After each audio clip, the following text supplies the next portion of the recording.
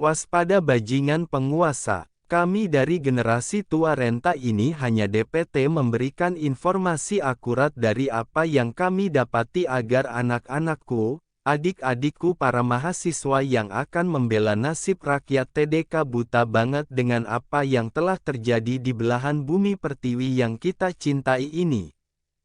Tanpa disadari rakyat, kita harus melawan sebelum bajingan-bajingan ini berkuasa lagi di 2024. Sebarkan ini. By Wira Sableng 212. Demokrasi berdarah dan berkuasanya imperialis 9 naga di Indonesia. Garis bawah URL. James Riyadi adalah pimpinan tertinggi mafia politik Taipan 9 naga. Luhut Binsar Panjaitan sebagai gubernur jenderal yang diangkat oleh Taipan. Pemerintah rezim Jokowi hanyalah boneka bagi mafia politik Taipan 9 naga. Ratusan juta rakyat Indonesia diperbudak dengan belasan ajak-ajak demi menopang kehidupan pemerintah boneka budak para Taipan China.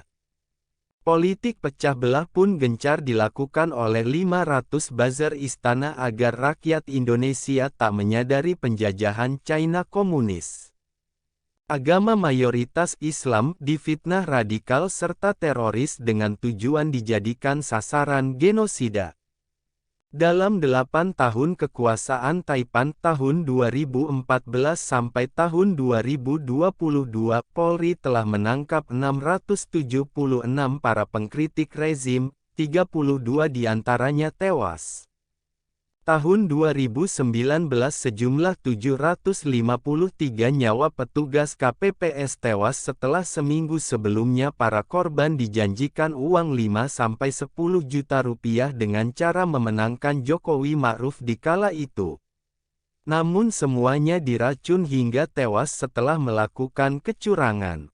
Setelah peristiwa demokrasi berdarah 2019, serempak seluruh partai politik tunduk dengan koalisi rezim, bergabung sebagai tanda menyerah. Hanya satu partai Islam yang menolak menyerah yaitu PKS sebagai oposisi hingga saat ini.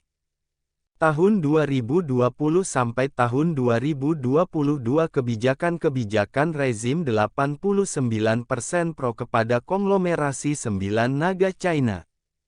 Ratusan juta rakyat Indonesia semakin tertindas, tak berdaya dilindas rezim oligarki Taipan China.